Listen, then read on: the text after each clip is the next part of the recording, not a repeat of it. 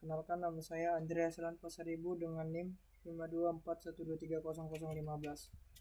Nah, di video kali ini saya akan mengerjakan UAS dari mata kuliah sinyal processing. Nah, di sini kita akan masuk ke projectnya saja, yang dimana sebelumnya saya sudah membuat 3 codingan, yaitu codingan pertama berfungsi untuk menampilkan grafik dari rekaman yang kita akan buat nanti ya teman-teman, dan juga bisa mengatur frekuensinya di codingan yang pertama ini,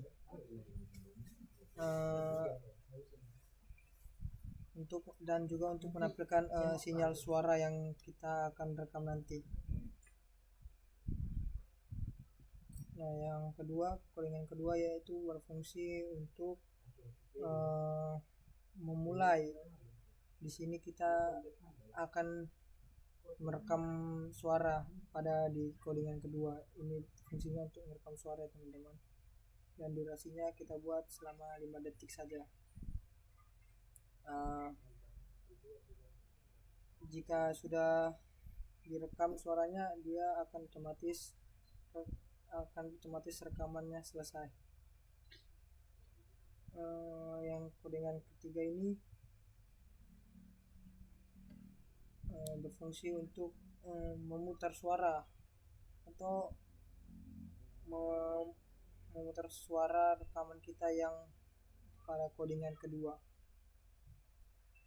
Dan ini fungsi di codingan 3 untuk memutar kembali suara kita di rekaman di codingan 2 ya.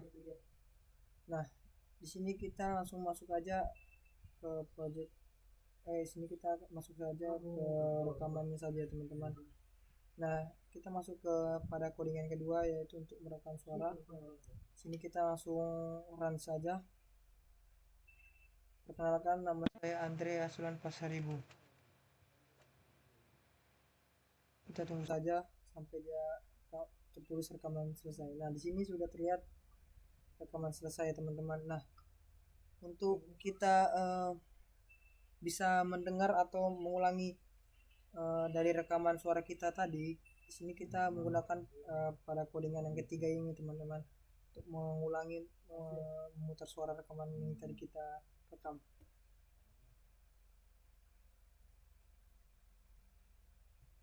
Perkenalkan, nama saya Andre Aslan Pasaribu. Nah, sudah terdengar jelas teman-teman pada rekaman yang tadi kita buat. Nah, gimana kita bisa melihat grafik atau sinyalnya ya daripada rekaman kita tadi? Kita masuk ke codingan yang pertama, yaitu ini ya teman-teman, dimana kita runkan saja, dia otomatis akan menampilkan sinyal suara kita atau grafik dari rekaman kita. Nah, di sini ada 2 figur, yaitu figur pertama untuk spektrum frekuensinya ya, dan figur kedua yaitu yang figur pertama itu adalah sinyal suara. Teman-teman, yang figur pertama itu adalah sinyal suara, dan figur kedua itu untuk spektrum frekuensinya. Nah, di sini kita bisa masuk ke figur pertama, di mana pada frekuensi 500 kita pertama-tama menggunakan frekuensi 500. Nah, kita bisa lihat dari figur pertama, yaitu kita mulai dari sinyalnya itu atau gelombangnya itu dari 0, dan dia stabil,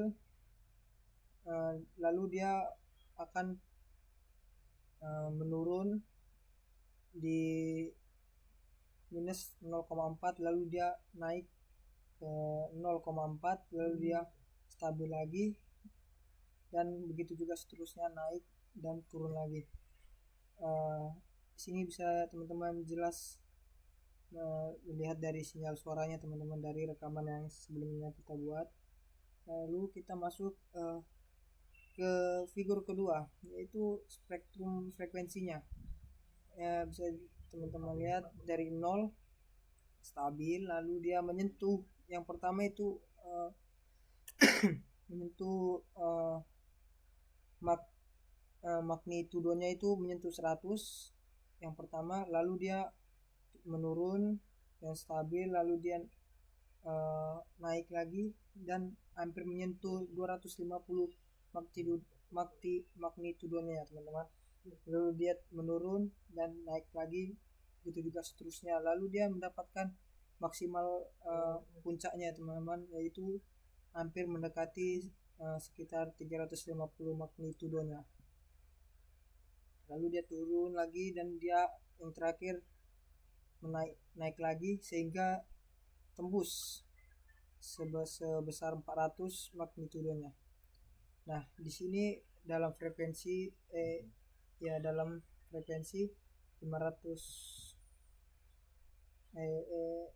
Hz. Nah, kita ganti menjadi 1000. Nah, kita lihat grafiknya berubah atau tidak. Nah, sudah terlihat jelas ya teman-teman pada grafik figur pertama. Tidak jauh berbeda, tapi sedikit berubah ya. Tidak jauh berbeda dari 500 Hz tadi.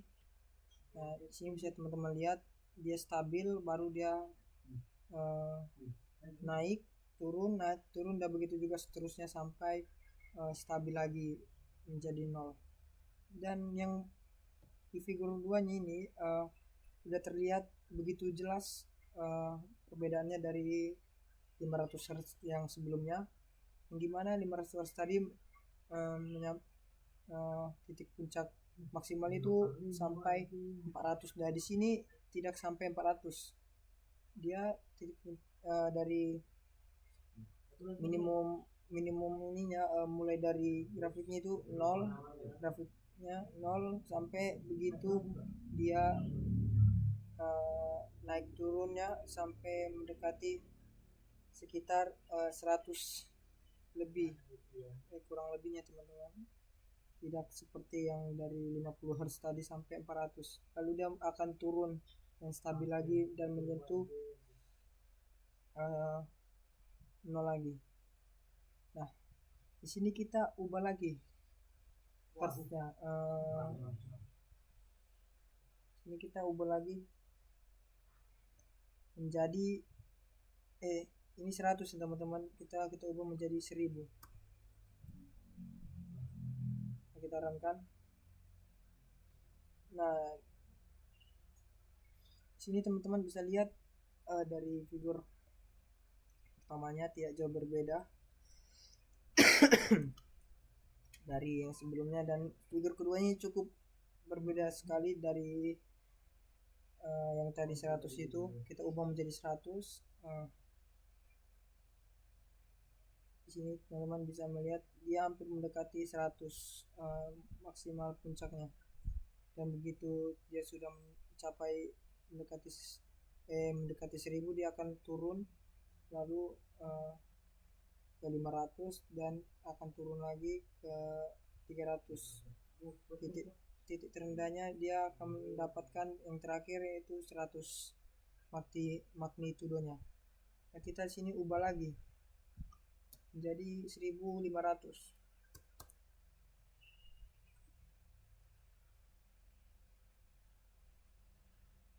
Nah, sudah terlihat teman-teman, dan ini figurnya tidak jauh berbeda, dan kita figur 2-nya ini sangat sedikit ya teman-teman, sedikit berbeda, tidak jauh dari 1000 yang tadi ya teman-teman. Nah, dia itu hampir sedikit sama seperti yang sebelumnya frekuensinya ya teman-teman. Nah, kita ubah menjadi 2000.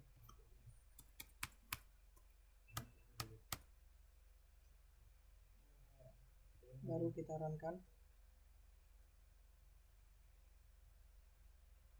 Nah, dia semakin berbeda dari yang 1500 ya teman-teman. Di sini dia mulai dari 0 lalu naik ke 200, ke 300, ke 400, lalu dia hampir mencapai titik puncaknya itu hampir 1000 ya teman-teman. Dari 1500 tadi itu cukup berbeda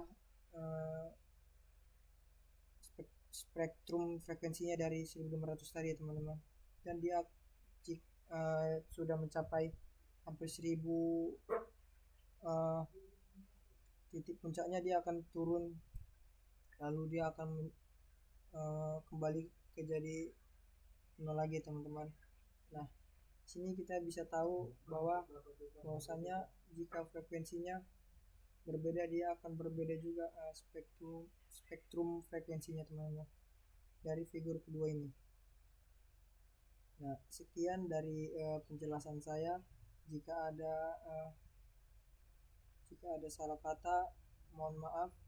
Saya undur pamit diri. Terima kasih.